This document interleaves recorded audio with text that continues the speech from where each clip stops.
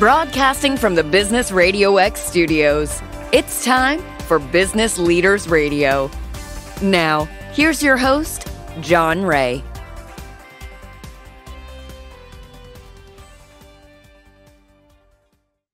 And hello again, everyone. Welcome to another edition of Business Leaders Radio. I'm John Ray, and folks, I'm honored to welcome Ed Mysogland to the show.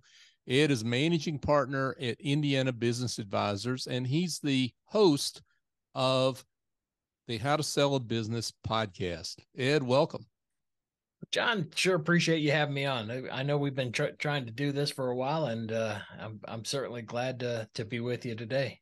Well, thank you. Yeah, we've been after it for a minute or two, and some people don't know about the technology demons we've been fighting just to get this show going. But anyway, things are rolling a lot better for Indiana Business Advisors and the work you're doing as opposed to our technology. So let's talk about that. Give everyone a little background on you and your firm. Sure. So Indiana Business Advisors has been around for about 40 years. We're one of the largest business brokerages in the Midwest.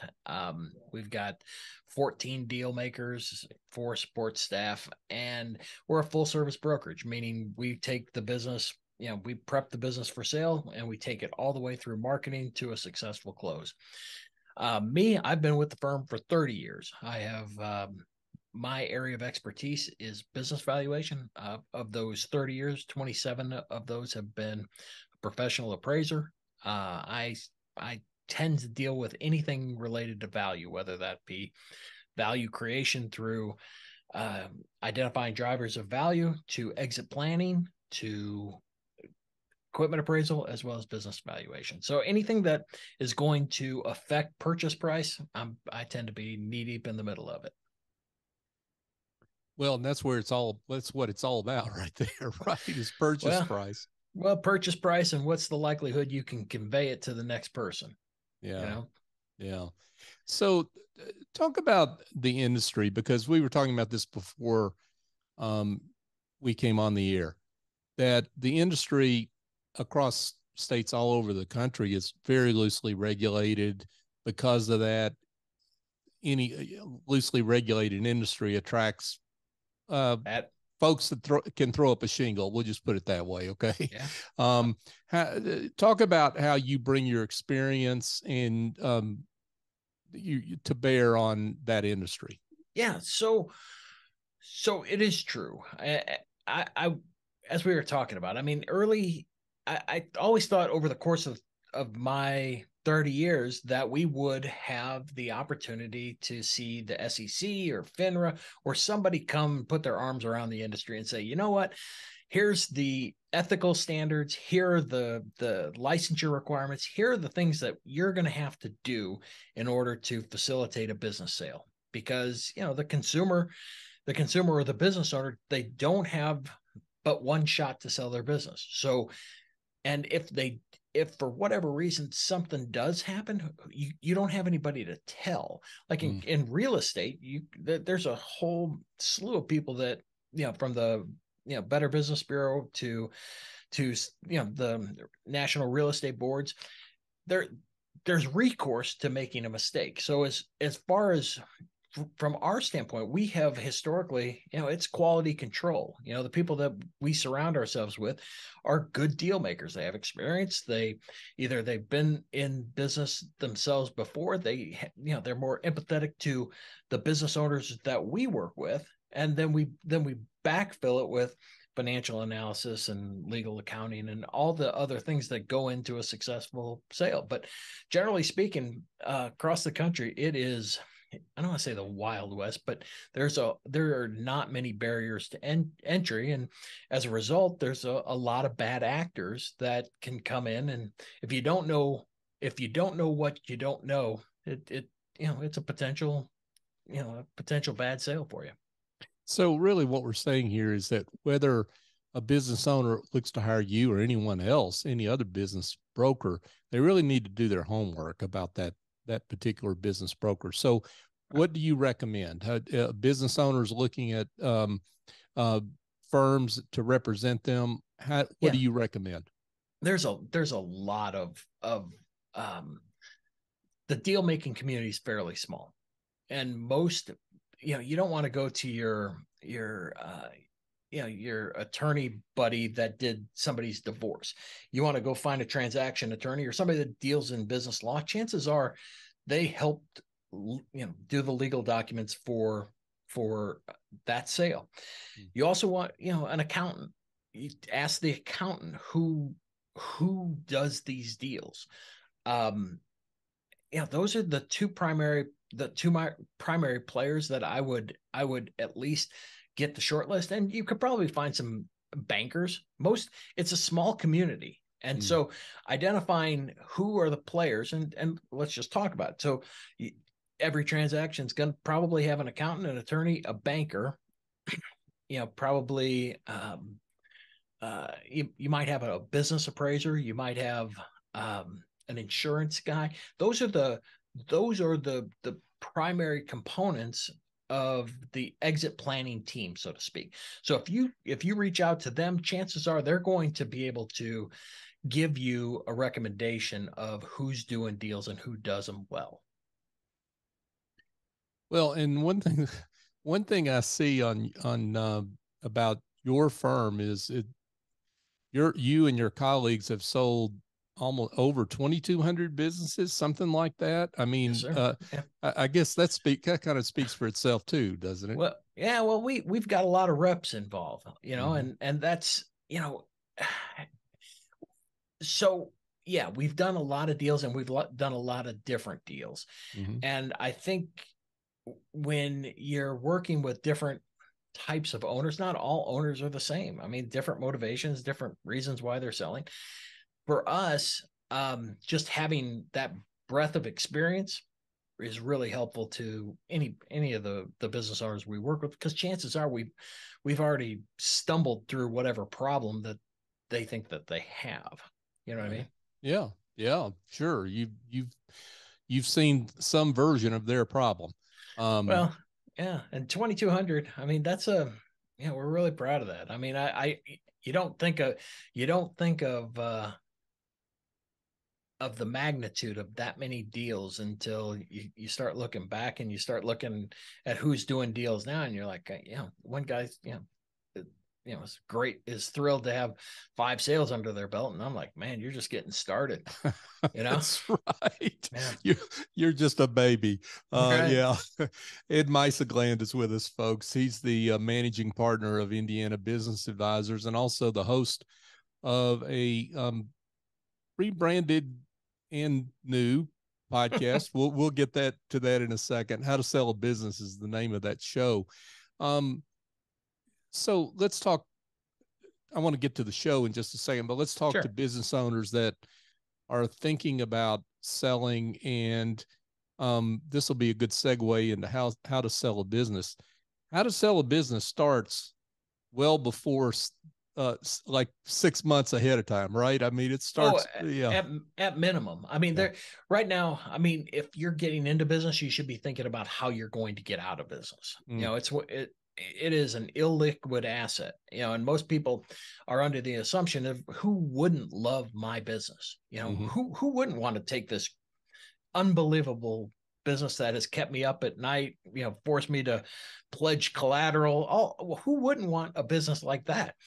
And so when we look at that, you need to plan your exit. And in order to plan your exit, you need to position what are the value drivers around it. Am I the business? What's the likelihood that I could replace John Ray? Probably not. You're that guy. So it's hard to transfer that value without a conscious means to how am I going to orderly transition that business.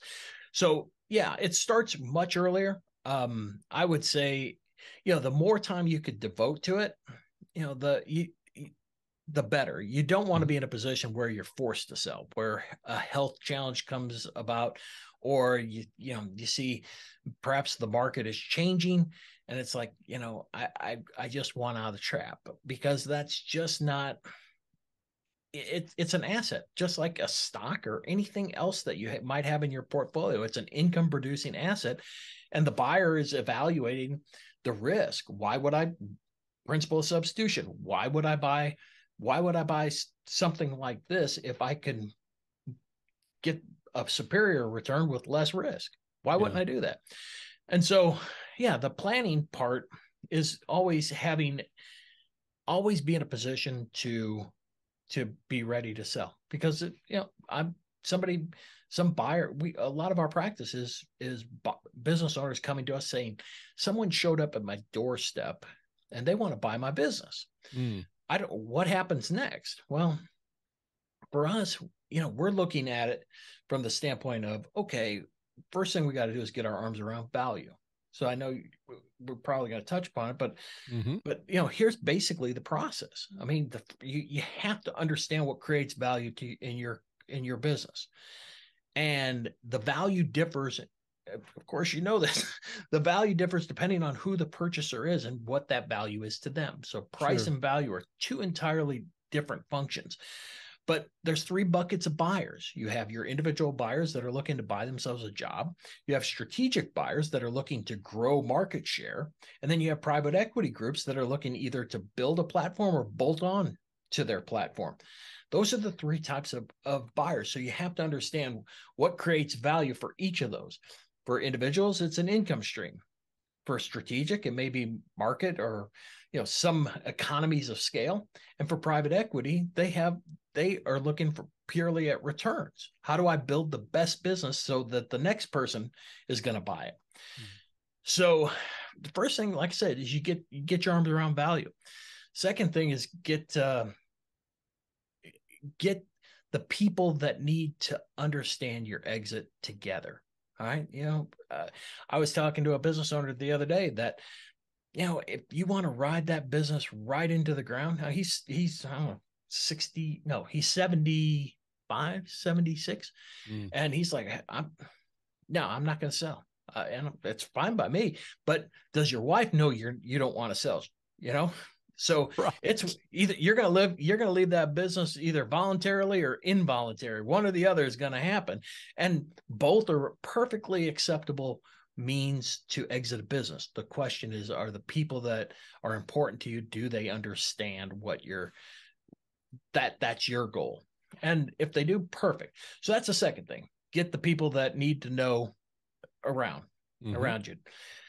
Selling a business is confidential. So you don't want to tell anybody that doesn't need to know. So you don't want to go to your employees. You don't want to go to your customers. You don't want any of those people that, perhaps would change their position working with the company. You don't want your employees to say, oh my gosh, John's going to sell. I'm probably out of a job because I've seen Pretty Woman, and anybody that buys a business is going to break it up and they're going to sell off the pieces. It's not like that. And customers, if a competitor learns that you're for sale, there's a chance that they're going to use that against you, that, John's not selling his business because, John wants to retire. John's selling the business because, he's going out of business. It's just bad. It's been bad for John, even though John's printing money hand over fist, he's getting out of the business. So my point is that those are the things you want to consider from a confidentiality standpoint. And then next, you want to clean up the books. Confused buyers don't buy. It doesn't matter what you're talking about, especially in businesses. That if your financial statements are a total train wreck, chances are no one's going to buy it because they can't rely on what you have, what they're buying. So if you can get a clean set of books, even if you have to spend a few $1,000s with your accountant or your accountant or CFO or whomever, in order to put those together, that you have a good clean set of defensible books, perfect. And then from there, just be in a position and ready to make the decision. Is it the right time? And I can tell you that most businesses, it doesn't matter. Good businesses sell in any environment, because we've been getting a lot of questions about, an impending recession, it doesn't, there's not a whole lot of change in the buying and selling business. The cost of capital changes, but good businesses sell in any environment. And so I tell the people we work with, don't worry about the multiples, worry about your earnings. Keep those strong, and it'll all shake out just fine. So you mentioned something earlier, Ed, about value drivers and identifying value drivers. And what that sounded like to me is that you work with business owners in the planning stages to help figure out the ways they can improve their business, drive better value, and therefore drive a better valuation whenever they're ready to sell. Is that, did I get that right? Yeah. We execute on the sale. We do some pre-sale consulting. Most of the time, the business owners are like, they're ready to retire, and that there's not enough gas in the tank for them to go to the drawing board and take the next couple of years to improve the business. But there's many that are now doing so. I think there's a lot of there's a lot of content out there now on value and how important it is, and how it's transferable. And it's not the way it used to be 30 years ago. Now it's so much more of an analytical exercise on, does this make sense? And so there's various drivers of revenue or of value. And the biggest ones are you the business? Do you have recurring revenue? Can you calculate what's going to happen next month? Do you know where your next customer is coming? Are your customers happy with you? Can you quantify, what's the cost of how do I get that customer? Then how do you differentiate yourself? Are you a me too? Or is there any kind of moat around your business that makes you superior to that of alternate investments? And so these drivers, we help identify them. As we look at business valuation, we identify these are the chinks in your armor. You can fix them, or we can go to market and see what we can do. But chances are someone's going to start poking at those little weak parts of your business, and we can offset it only to a certain extent. But at the end of the day, that buyer ultimately determines whether or not we're going to get a sale. And I think it's really important for business owners to understand, as you go into this process, you have a great deal of control and a great deal of leverage over the buyer pool at the beginning. At the end, you don't. It reverses. All right. So the buyer is more in control and maintains control. And from a full service brokerage, that's what we do. Is, if that buyer is going to start flaking out, we got 10 more right behind you. So don't do that. It's okay if the deal dies, but don't think that you're going to beat up on our seller when, in fact, we have, like I said, we have 10 more people just like you right behind you. So don't do that. I think you just explained the reason why someone needs to hire a business broker like you versus trying to do it themselves. That's one good reason right there. Right. Well, that's nice of you to say, but as I was telling you before we started the show, I think no broker is better than a bad broker all day long. And I don't mean to beat up on my brokerage brethren, but again, due diligence on who's going to facilitate your sale is really, really important. And hiring a broker is good, but like I said, you just have to do your due diligence on them. Make sure that they understand your business. There's different industries where there's silos that they're subject matter experts, and those are fabulous places to look. If you have an association, chances are somebody probably is spending a lot of time working that industry, because it seems as though over the course, let's say the last decade or so, that we're seeing a lot of more and more silos of deal making. And that's where the How to Sell Business podcast comes in, because what we did, originally we were called Defenders of Business Value. And I love that name. I thought that is just a sexy name, and it just it just emitted power, and the had a good time with it, and lots of people listened to it, and we developed, a lot of relationships. It did what it was supposed to do. But, I'm, like I said, I'm 30 years into this industry, and I believe every business can sell.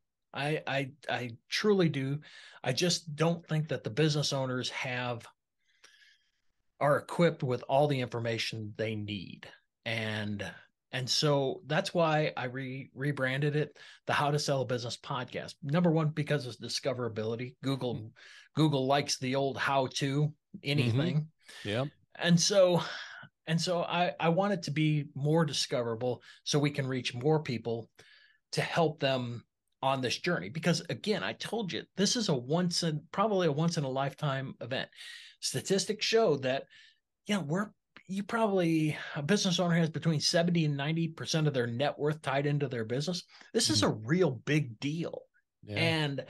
And so as I was telling you, from a silo standpoint, what we're doing is we're going out to different silos. Like, couple days ago, I recorded on how to sell a play it again sports franchise.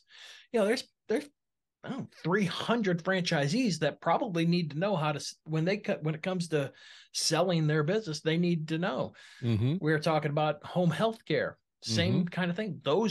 There's nuances of those particular businesses, and I wanted to talk to those subject matter experts that when that particular business owner, decides that they need to start thinking about it, these are the talking points that they need to begin the evaluation.